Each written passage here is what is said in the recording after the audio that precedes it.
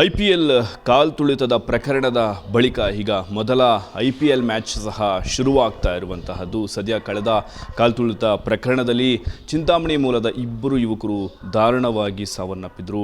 ಈ ಘಟನೆಗೆ ಸಂಬಂಧಿಸಿದಂತೆ ಕುರುಟಳ್ಳಿ ಮೂಲದ ಶ್ರವಣ್ ಎಂಬ ವ್ಯಕ್ತಿಯೂ ಸಹ ಮೃತಪಟ್ಟಿದ್ದರು. ಸದ್ಯ ನಾವು ಅವರ ಮನೆಯ ಬಳಿ ಇದ್ದೀವಿ. ಅವರ ಮನೆಯ ಪರಿಸ್ಥಿತಿ ಹೇಗಿದೆ ಎಂಬುದನ್ನು ಚಿತ್ರಗಳನ್ನು ನೋಡಿಸ್ತಾ ನಾನು ಹೋಗ್ತೀನಿ. ದೃಶ್ಯಗಳಲ್ಲಿ ನೀವು ಕಾಣ್ತಾ ಇರ್ಬೋದು. ಯಾಕಂದರೆ ಕಳೆದ 1 ವರ್ಷ ಆದರೂ ಸಹ ಅವರ ನೋವು ಇದುವರೆಗೂ ಸಹ ಕಡಿಮೆಯಾಗಿಲ್ಲ ಎಂದರೆ ತಪ್ಪಾಗಲಾರದು.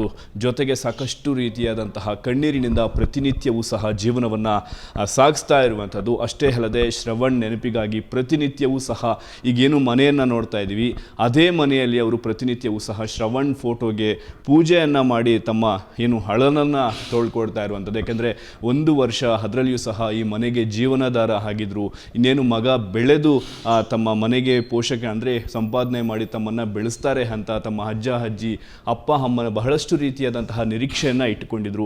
ಆದರೆ ಈಗ ಈ ಒಂದು ಕಾಲ್ ತುಳಿತದ ಪ್ರಕರಣ ಏನಿದೆಯೋ ಇದರಲ್ಲಿ ದಾರುಣವಾಗಿ ಮೃತಪಟ್ಟ ವಿಚಾರಕ್ಕೆ ಸಂಬಂಧಿಸಿದಂತೆ ಬಹಳಷ್ಟು ನೋವಿನಿಂದ ಜೀವನವನ್ನು ಸಾಗಿಸ್ತಾ ಇರುವಂಥದ್ದು. ಈಗ ಆ ಫೋಟೋ ಸಹ ನಾವು ನೋಡ್ಬೋದು. ಯಾಕಂದರೆ ಪ್ರತಿನಿತ್ಯವೂ ಸಹ ಒಂದು ಆ ಫೋಟೋಗೆ ಪೂಜೆಯನ್ನು ಮಾಡಿ ತಮ್ಮ ನೋವನ್ನು ಅಂದರೆ ಅವ್ರ ತಾಯಿ ಪ್ರತಿನಿತ್ಯವೂ ಸಹ ಇದೇ ಒಂದು ಸ್ಥಳಕ್ಕೆ ಬಂದು ಪ್ರತಿನಿತ್ಯವೂ ಸಹ ಕಣ್ಣೀರಾಗ್ತಾ ಇದ್ದಾರೆ ಅಂತ ಮಾಹಿತಿ ಕೂಡ ತಿಳಿದು ಬರ್ತಾ ಇದೆ. ಸದ್ಯ ಈಗ ನಾವು ಅವ್ರನ್ನ ಮಾತಾಡಿಸುವಂತಹ ಪ್ರಯತ್ನವನ್ನು ಮಾಡೋಣ. ಈಗ ನಡೀತಾ ಇರುವಂತಹ IPL ಬಗ್ಗೆ ಏನು ಹೇಳ್ತಾರೆ ಅವರು ಕುಟುಂಬಸ್ಥರು ಎಂಬ ಮಾಹಿತಿಯನ್ನು ತಿಳಿದುಕೊಳ್ಳುವಂತಹ ಪ್ರಯತ್ನವನ್ನು ಮಾಡೋಣ. ಸರ್, ಮೊದಲಿಗೆ ಅವರು ತಾತ ಇದ್ದಾರೆ, ಮಾತನಾಡಿಸುವಂಥ ಪ್ರಯತ್ನ ಮಾಡೋಣ. ಸರ್, 1 ವರ್ಷ ಕಳೀತಾ ಬರ್ತಾ ಇದೆ. ಇವತ್ತು ಮತ್ತೆ IPL ಶುರುವಾಗ್ತಾ ಇದೆ. ಸರ್, ಏನು ಹೇಳೋಕ್ಕೆ ಇಷ್ಟಪಡ್ತೀರಾ ಸರ್? ಸರ್, IPL ಅಲ್ಲ ಸರ್, ಅದು ಜೂಜಾಟ. ಎರಡು ಹುಂಜಗಳನ್ನು ತಗೊಂಡು ಬಂದು, 2 ಟಗರುಗಳನ್ನು ತಗೊಂಡು ಬಂದು ಫೈಟಿಂಗ್ಗೆ ಪಂದ್ಯಕ್ಕೆ ಇಟ್ಟಂಗೆ ರಾಜ್ಯದಿಂದ ರಾಜ್ಯಕ್ಕೆ ಅವರನ್ನು ಕರ್ಕೊಂಡು ಬಂದು ಇಲ್ಲಿ ಜೂಜ ಆಡ್ತಾ ಇದ್ದಾರೆ ಸರ್. ಇದು ಕ್ರೀಡೆ ಅಲ್ಲ, ಜೂಜಾಟ ಸರ್.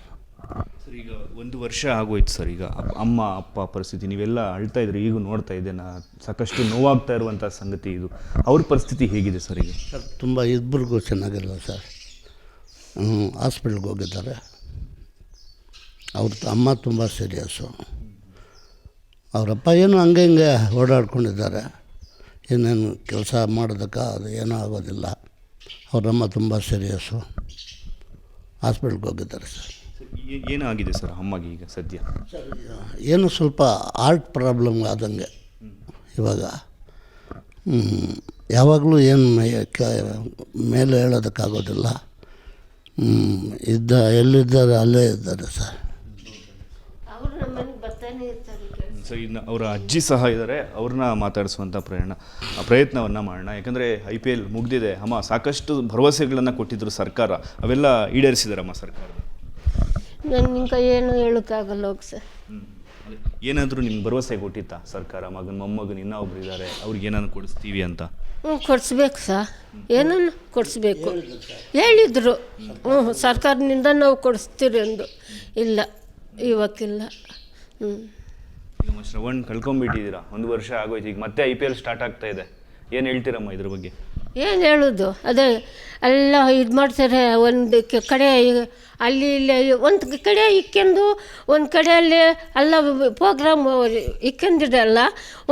ಅವ್ರು ಇದು ಕಂಟ್ರೋಲ್ಗೆ ಇಕ್ಬೇಕು ಆಗಿತ್ತು. ಎಲ್ಲ ಇದಾಕಂಗಿಲ್ಲ, ಬಿಟ್ಬಿಟ್ಟು ಇದು ಮಾಡಿಬಿಟ್ರೆ ಜನಗಳು ಇವಾಗ ಹಿಂಗೆ ಆಗಿದ್ರೆ ಅವ್ರಿಗೆ ಸರಿ, ಅವ್ರ ಮಕ್ಕಳಾಗಿದ್ದಿದ್ರೆ ಅವ್ರು ಚೆನ್ನಾಗಿ ಇರ್ತಾಯಿದ್ರು.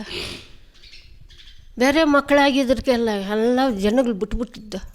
ಅವ್ರ ಕಂಟ್ರೋಲ್ ಇದ್ದಿದ್ರೆ ಏನಾಗಿತ್ತು?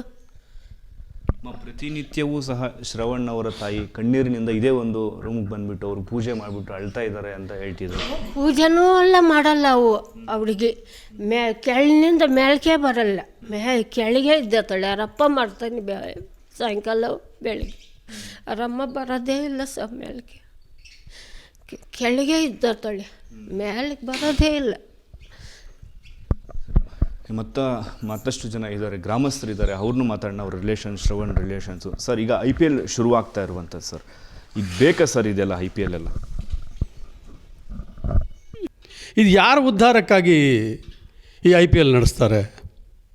ಮೊದಲು ಒಂದು ಕೋಳಿ ಪಂದ್ಯ ನಡಿಬೇಕಾದ್ರೆ ಸರ್ಕಾರ ಅದಕ್ಕೆ ನಿಷೇಧ ಇರ್ತದೆ. ಒಂದು ಜೂಜು ಆಟಕ್ಕೆ ನಿಷೇಧ ಹೇರ್ತಾರೆ. ಇದು ಎಲ್ಲ ಜೂಜುಗಳಿಗಿಂತಲೂ ದೊಡ್ಡ ಜೂಜು ಅಂದರೆ IPL ಅಂತೇಳಿ ನಾನು ಹೇಳೋಕ್ಕೆ ಇಷ್ಟಪಡ್ತೇನೆ. ಆದಮೇಲೆ ಇನ್ನು ಕ್ರಿಕೆಟು RCB ಬಗ್ಗೆ ಹೇಳಬೇಕಂತಂದರೆ ಚಿನ್ನಸ್ವಾಮಿ ಸ್ಟೇಡಿಯಂನಲ್ಲಿ ಇವತ್ತು ಇವತ್ತು ಪ್ರಾರಂಭ ಆಗ್ತಾಯಿದೆ. ಆಟಗಾರರು RCB ಆಟಗಾರರು ಈ 11 ಜನದ ಗುರುತಿಗಾಗಿ 11 ನಂಬರ್ ಅಂತ ಹೇಳ್ಕೊಂಡು ಜರ್ಸಿ ತುಟ್ಕೊಂಡು ಇವತ್ತು ಕ್ರೀಡೆಯನ್ನು ಪ್ರಾರಂಭಿಸ್ತಾ ಇದ್ದಾರೆ. ಈ 11 ಜನದ ಹೆಸರಿನಲ್ಲಿ ಆಡಿಯನ್ಸ್ ಗ್ಯಾಲರಿಯಲ್ಲಿ 11 ಜನರಿಗೂ ತಮ್ಮ ಏನೋ ಒಂದು ಆಸನಗಳನ್ನ ಕಾಯ್ದಿರಿಸ್ತಾ ಇದ್ದಾರೆ. ಇದು ಒಳ್ಳೆಯದೇ. ಆದರೆ ಅದರಿಂದ ಇವ್ರಿಗಾಗುವಂಥ ಈ 11 ಜನಕ್ಕಾಗುವಂಥ ಪ್ರಯೋಜನ ಏನು ಅನ್ನೋದು ಕ್ವಶನ್ ಮಾರ್ಕ್ ಆಗ್ತದೆ.